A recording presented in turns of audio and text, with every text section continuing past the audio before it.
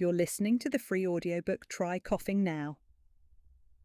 A tale composed one evening when I really couldn't be bothered, narrated by ElevenLabs, written by Lefki Karantoni, copyright 2026, all rights reserved. Chapter 1. The Woman Who Always Said Yes. For 7 years, Carole had operated as the neighbourhood's designated doormat. She lived in a mid-terrace house in Bradford, sandwiched between two extremes. To the left resided a silent elderly couple. They were background scenery who rarely ventured into their back garden. To the right lived Sandra and her teenage son Callum, a mother and son duo dedicated to the art of suburban bullying. Carole had never been the sort of woman people noticed twice. She wasn't the glamorous type, not particularly stylish or sharp, but she was functional and dependable. She was a mother other mothers relied on, a neighbour who remembered bin days and didn't make a fuss. She kept a bag of plasters in her handbag, lent hedge clippers without moaning about it, and always had sweets in case a kid knocked. Her life was full of small, invisible kindnesses. When her father died, no one seemed to notice she'd gone besides her husband and kids. She slipped away to her hometown for the funeral, spent 3 days hunched at his bedside, another 3 trying to piece together who he'd been without him there to translate the silences. She slept in the house where she'd grown up, surrounded by trees and grief, and when it was over, she came back to Bradford with her shoulders bowed, her eyes dry, and a sense that something essential had cracked loose inside her. The house looked the same. The dent in the hallway wall, the stack of unopened mail, the smell of damp laundry and burnt toast. All there. Her husband and the girls had kept things together well enough. School bags were piled near the stairs. The cat was still alive, and Jake had even run the dishwasher. But she didn't feel like she had returned. She felt more as if she had wandered into someone else's life by mistake and didn't have the energy to find the exit. That first evening back, Jake was on his night shift. She tried to get the girls to bed early, then sat on the sofa in her nightgown, a blanket around her knees, and the telly muted. She wasn't watching it, though. She was trying very hard not to listen to the silence, which pressed in without offering comfort. The doorbell rang at 8:12 p.m. At first she ignored it. She assumed it was a late delivery, or maybe someone from the neighbourhood checking in. But it rang again and again, 5 times in total, spaced out just enough to suggest determination rather than urgency. She opened the door barefoot, cardigan thrown over her nightdress. It was dark already, but not freezing. October was still pretending to be September. Callum stood there, shirtless, of course. Carole had wondered often if this kid had a condition, because he didn't seem to enjoy covering his torso. He was pale, pimpled and smug. He wasn't alone. His friend stood half a step behind, chewing gum and pretending not to smirk. "Hey," Callum said, rocking on his heels, "our dog's toy landed in your garden." Carole blinked, waiting. "Okay." "Can you get it?" he asked. She looked down at her feet, then up again. "Not right now." "But it's my toy." "Yes, I'm sure it is, but I'm not dressed. I just got home from my father's funeral, and it's dark." He hesitated, caught off guard by the word funeral, but not enough to step down. "So, you're not going to give it back?" "I'm not going outside right now," she said evenly. "That's all." She closed the door, not slamming it, just ending the conversation. She hadn't even reached the kitchen when the bell rang again. Carole peeped from the window to see Sandra, the boy's mother. She opened the door without a word. Sandra was dressed for indoors, but wore shoes as if she'd slipped them on just for this confrontation. Her eyes were wide, her mouth set in that firm little smile people used when they thought they were being reasonable. "I think there's been a misunderstanding, darling," she began. "There hasn't." Sandra kept smiling. "Well, the toy landed in your garden. It's not yours, darling, and refusing to return it is technically theft. You can Google it if you want. Go ahead, Google it." Carole stared at her. Then, for the first time in what felt like weeks, she laughed. What came out was a short, bitter bark of laughter, though it wasn't enough to cut the tension. Call the police then, she said in a flat voice. Sandra narrowed her eyes, not expecting that answer. Look now, darling, if you're going to be difficult— I'm not being anything, Carole replied with a shrug. I'm tired, darling. Tell your son to throw straighter. Carole shut the door again and stood there for a moment, her back pressed to the wood, the hallway behind her too quiet. Anger and adrenaline buzzed in her chest. It wasn't like her to be rude. She wasn't rude. She made cupcakes for bake sales, remembered everyone's kids' names, offered lifts to the train station without being asked. But tonight the frayed string that had held her accommodating nature together had snapped, not loudly, just enough to shift the weight.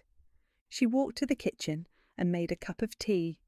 She sat at the table and stared out at the dark garden, where the dog toy lay somewhere among the wet leaves and unmounted grass. She thought about picking it up. She didn't. Chapter 2. Toys and Boundaries. The next morning the dog toy was still there. A faded green rubber bone, scuffed along the edges, half hidden behind a pot of dead lavender. Carole left it where it was. She had bigger things to deal with. There was laundry, shopping, Chloe's school trip to sort out. Her inbox had piled up while she was away, full of condolences from people who hadn't known her father well enough to miss him. She didn't feel sad so much as rubbed raw. The ambient noise of the household was louder and every decision heavier. The toast burned again. Her youngest refused her coat because it was yellow. The cat knocked over a cup of milk and tracked sticky footprints across the floor. Normal things, but unbearable in sequence. At 10:15 a.m. the doorbell rang. After a few seconds it rang again. 2 short, aggressive chimes. She wiped her hands on a tea towel and opened the door to see Callum, alone this time. He seemed aggrieved, as if she had committed some unspeakable injustice. No shirt again, just joggers, hair unwashed and plastered to his forehead, his eyes narrowed. "I need my dog's toy." Carole sighed. "It's still in the garden, Callum." He waited, unblinking. "Well?" he demanded. "No." He blinked. "What?" "I'm not getting it. It's not my job to fetch things for you." "It's mine, bitch!" he shouted. "I don't care." She folded her arms. "It's not my problem." "You're just being spiteful, and you're being rude." He opened his mouth again, but she shut the door in his face before he could call her names again. An hour later, as she was folding laundry in the front room, she saw Sandra standing in the street on her phone, her face flushed, gesturing wildly. She was angled towards the house, as if she wanted to be seen.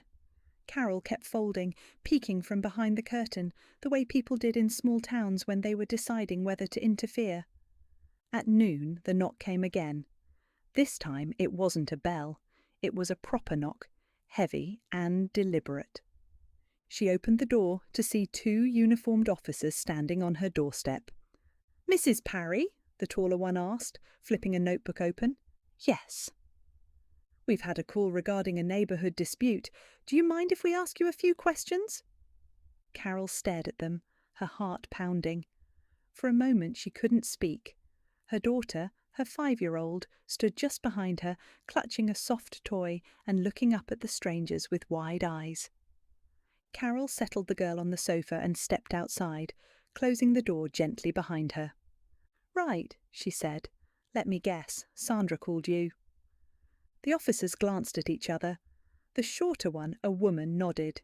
"Yes, she's expressed concern about property being withheld, specifically a dog toy." "You're joking," she said, incredulous. "We have to follow up on calls like this," the lady said apologetically. "It's procedure, you understand." Carole stood there without screaming or crying, surrounded by potted plants and rotting pumpkins, wearing her oldest jumper and damp slippers, and somehow found her voice. "Look, a rubber bone flew over my fence and her son rang the bell at night to demand it back. I said no, that's it." The male officer nodded slowly. "And you have the toy?" "It's still in the garden, didn't pick it up yet." "May we see it?" Carole let out a laugh she couldn't quite stop. Are you seriously asking to inspect the evidence?" They exchanged a look and nodded. She opened the door wide and invited them in. The house was mid-terrace, so they had to walk through the kitchen to get into the garden. She opened the patio door. The toy was exactly where it was thrown, soggy now, pressed into the dirt. She pointed a finger. "There, officers, congratulations." Neither officer smiled. "We'd just encourage you to return the item," the woman said gently, "so we can close this out and move on." Carole picked up the bone and handed it to the male officer. "Here, return it. Let them have their moral victory." The woman gave her a tired smile. "Thanks for your cooperation." As they turned to leave, the male officer paused. "Just so you know, this won't be recorded as anything formal. We're treating it as a neighbourly misunderstanding." She nodded once and thanked them. She led them back to the front door, glancing at the living room to make sure her daughter was still distracted by Peppa Pig. After they left, Carole stood in the hallway, trying to accept what had just happened. They'd really gone and done it. They'd called the police on her over a toy, but she knew perfectly well that the problem wasn't the toy. It never had been. Everything was about obedience, about control, about being put in her place. She walked through to the kitchen, opened the back door, and stood at the threshold. Cold air rushed in. Autumn had finally settled in, damp and metallic, the sky hanging low and grey. She lit a cigarette, her first in 6 years. The smoke caught in her throat and her eyes watered, but she didn't stop. She stood on her own patio with her hair undone and her grief still soaked into her skin, and she smoked because it was the only thing in the world she could do on her own terms. Somewhere above her, a window creaked open. Carole didn't look up, but she heard it, the exaggerated cough. And that, she thought, was fucking it. Chapter 3. The Smell of Smoke. Carole had forgotten how fast cigarettes go. One moment, the filter is clean, the paper crisp. The next, it's a smear of ash between your fingers, burning too close, as though it can't wait to be done with you. The first one had made her cough, her throat scratching for hours, but the second went down easier. The third, smoother still. There was muscle memory in it, a rhythm she hadn't realised her body still knew. Light, drag, exhale, a little private ceremony, sacred in its own bitter way. She didn't hide it because she wasn't ashamed. Every afternoon, around 4, she'd slip outside to the patio. It was always the same. School bags dumped by the door, kettle whistling in the kitchen, Chloe upstairs practising the same 3 bars of her flute piece without ever getting them right, and Carole, wrapped in an old cardigan, standing by the garden wall with a cigarette pinched between 2 fingers. She never smoked more than one, that was the deal. 1 a day, a single break carved into the crumbling hours, 5 minutes of breath that didn't belong to anyone else. But Callum couldn't leave it alone. It started with the first cigarette. She'd barely lit the end when the window creaked open. It was always open, always dramatic, as if the boy were performing his own private tragedy. She knew now the sound of the hinges that needed oiling, and the little squeak of his blind being pushed aside.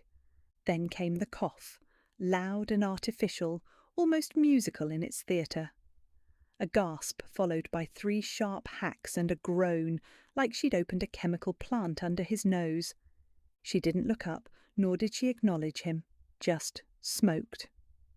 The next day he added sighing to his repertoire. The day after that she heard the unmistakable click of a phone camera. Still, she said nothing.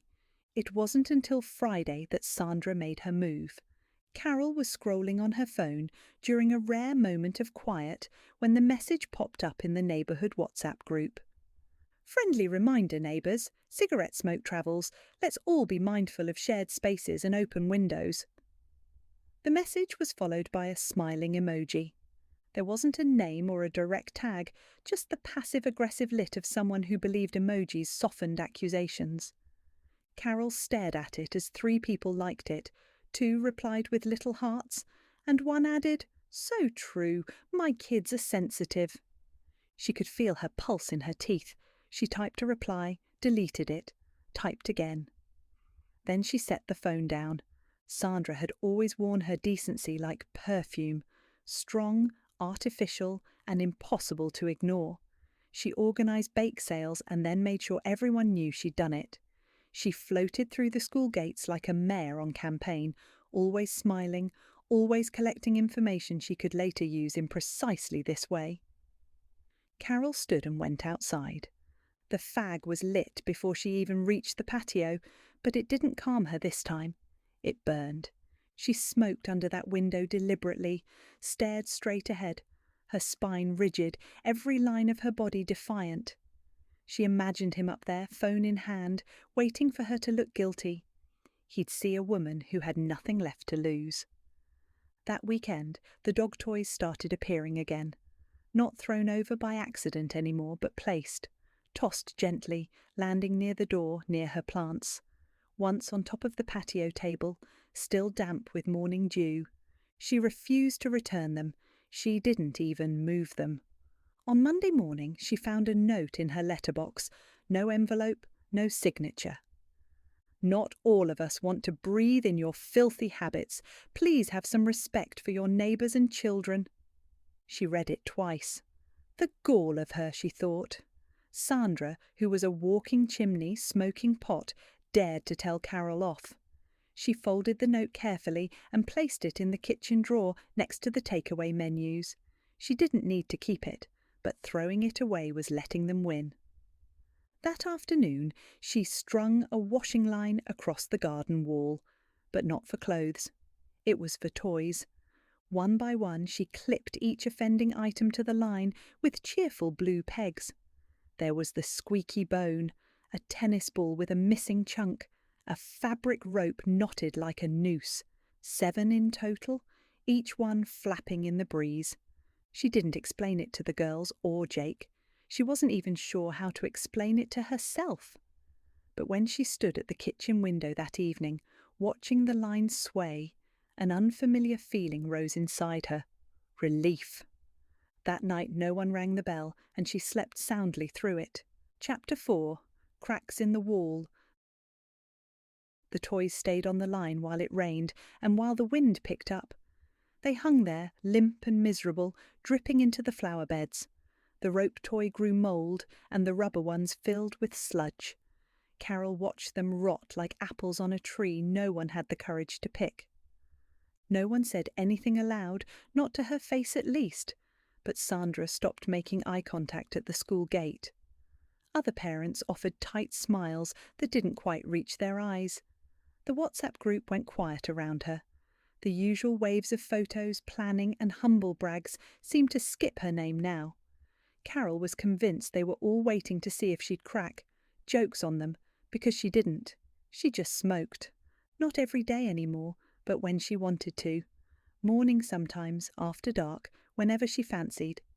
She stood in the middle of her garden and lit a cigarette as if she were declaring her own independence. And Callum? He kept the window open, the fake coughing coming strong, the performance waiting for the Oscar nomination. Cold stares were added, scoffing, and the odd muttered insult when he walked past with his mates. Carole never reacted, because she was beyond giving him what he wanted. If he shouted, she ignored it. If he laughed too loud, she smiled politely, treating him like a 5-year-old who thought fart jokes were revolutionary. But Sandra was not done. Carole found another note, slipped under her door this time, not even pretending to be anonymous. It was typed, printed, and stapled, for God's sake. Notice of nuisance smoking. Formal warning. As per the Clean Air Act 1993 and the Environment Act 1995, this is a written warning regarding persistent outdoor smoking in a shared residential environment. If this behaviour continues, further action may be taken by the local council or housing authority. Concerned residents of number 14. Carole laughed at the vague threats and legal buzzwords lifted off some DIY complaints forum. Her laugh became an unhinged, proper, shoulder-shaking laugh that left her standing in the hallway wheezing. She folded the notice neatly and slid it into the drawer with the other. Then she walked to the garden, took down one of the toys, a cracked yellow frisbee, and carried it to the bin. She dropped it in, slammed the lid, went back inside, and made tea. What surprised her most was how calm she felt. She wasn't waiting for an apology anymore, nor for understanding, not even for Sandra to knock again. Carole was done with permission. The house, the garden, the fence, all of it was hers, and she'd spent too long shrinking inside it, trying to be reasonable while they bent her into the shape that suited them best. She was still tired, still sad, still grieving, but now all that had somewhere to land. That night she took the rest of the toys down and stored them in a bucket behind the compost bins. Her intention wasn't to hide them, just to move on. The line stayed up, and the next day she hung a string of cloth hearts on it. They were handmade, crooked, stuffed with scraps of fabric and cloves. Chloe had made them at school last year. They looked absurd against the grey sky. She liked them, she decided. That weekend, a woman from 3 doors down stopped at the gate. "Carole, right?" "Yes." "I saw the hearts from my upstairs widow over there," she said, gesturing to her house. "They're lovely. Did you make them?" "Thanks, my daughter did." "Well, they're sweet. It's nice to see some creativity and positivity, instead of, you know." Carole didn't ask what she meant, because she did know. The woman smiled again, a little awkward. "Anyway, just wanted to say hello." Carole watched her go, then went to her back garden and lit another cigarette and smoked it slowly. That evening the window upstairs opened again. She heard Callum's voice muttering low, but not directed at her. Not a word about smoke, not even the slightest cough. Just music, video playing too loud, PlayStation noise, trash-talking whoever he was playing, and then silence. Carole stood there for a while, watching moths bang their heads against the glass. She thought of her father, thought of the way he used to fix things with patience, with capable hands, and long silences. He would have hated all this. Or maybe not. Maybe he'd have built her a taller fence and told her to stop being so bloody polite. She went to bed to wait for her husband. She ignored the chill and kept the windows open, not to spite anyone, but because she wanted the air. Chapter 5. The Doorstep Reckoning. It was a bland, overcast Wednesday morning where everything felt soggy even before it rained. Nothing special. Carole was halfway through reorganising the pantry, something she hadn't done in years, when the doorbell rang. Once, then once more, the sound cutting through the silence like a knife. She wiped her hands slowly, folded the tea towel, and walked down the hallway to open the door. Sandra stood there, perfectly composed. Her hair was pulled back in that tight bun that made her look permanently alert, as if she'd just come from a meeting about noise ordinances and appropriate fence heights. Her lipstick was a shade too confident. She held a folder in one hand and her phone in the other. "Darling," she said with a smile that didn't touch her eyes, "I was hoping to have a quick chat." Carole leaned against the doorframe without smiling back. Sandra cleared her throat. "It's about the smoking and the general tone of things lately." Carole raised an eyebrow. "We've all tried to be tolerant," Sandra continued, "but it's gotten a bit much. The smoke, the display of toys, the general hostility. Some of the neighbours have spoken to me, and I think you might be unaware of the effect it's having." Carole didn't answer. Sandra pressed on. "You've always been such a good neighbour, so accommodating, and it's just not like you to behave like this." Carole straightened. "You mean it's not like me to stop apologising?" Sandra blinked. Carole stepped out onto the doormat, pulling the door mostly shut behind her. "You came to my house last month," she said. "At night, after I told your son I wasn't going out in the dark to fetch a dog toy. You threatened me and called me a thief over a chew toy." "I was upset." "You called the police," Carole said, her voice level. "Because I didn't obey quickly enough, and because your son didn't get his way." Sandra opened her mouth, but Carole wasn't finished. My father had just died. I'd just come back from his funeral. I hadn't slept in days, and your response to my exhaustion and grief was to escalate a petty tantrum into a legal threat. I didn't know. You didn't care. Carole folded her arms. Her voice stayed low, steady, terrifying in its precision. You raised a boy who thinks women are required to fetch things when he rings the bell. You enable a version of the world where everything he wants should be handed to him, and when someone finally said no, you treated it like a personal attack. I was just trying to maintain harmony.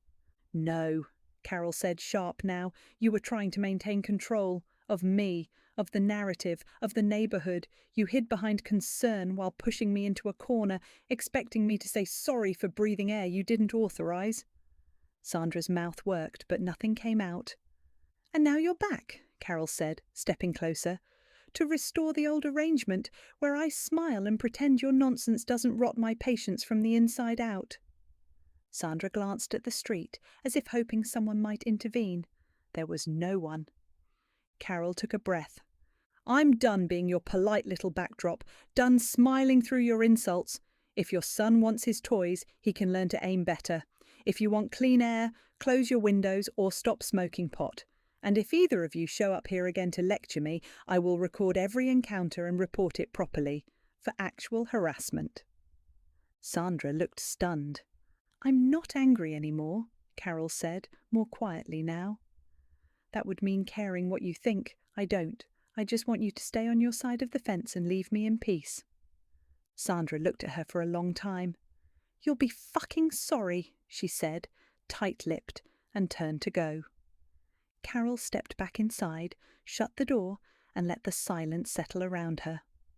Later, with Callum's sound system going full blast, she went out to the garden and found another toy. A ball, half deflated, resting near the lavender. Chapter 6, Sunday morning. The doorbell rang at 8:03 a.m. Carole opened it in her dressing gown, barefoot, hair tied back, no makeup. 2 police officers stood there. Mrs. Parry? Asked the woman, the man staying behind, scanning around. Yes.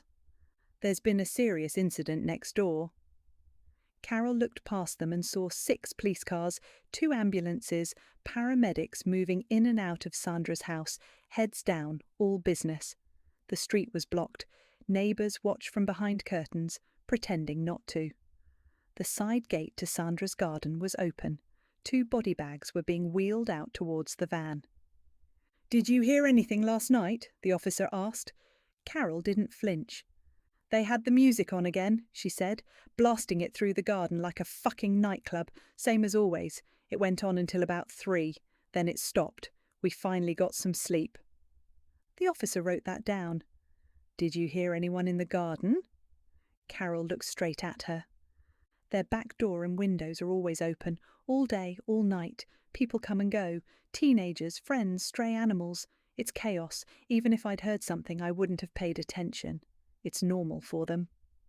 Are you sure you didn't hear anything? Both mother and child are dead, madam. Carole inhaled sharply. Dead? And the dog? It was sedated, apparently. Whoever did it was careful not to harm it. The woman's pen hovered for a second, then resumed. We'll need a formal statement at the station. Of course. They moved on to the next house, and Carole shut the door. She walked to the kitchen, glanced at the knife soaking in bleach in the sink. She opened the drawer, took out a cigarette from the packet resting on the stack of Sandra's notes, and stepped out into the garden. She stopped under the upstairs window next door. Callum's window, open, as always, as it had been the night before. She lit the cigarette, dragged deep, exhaled slowly. Try coughing now, she said. Prick. She smoked in silence until it was gone and stubbed it out on the brick wall. Then she went inside to wake her family for breakfast. The end. Thank you for listening to Try Coughing Now, a tale composed one evening when I really couldn't be bothered, written by Lefki Karantoni. If you'd like to explore more of her work, visit www.lefkikarantoni.com.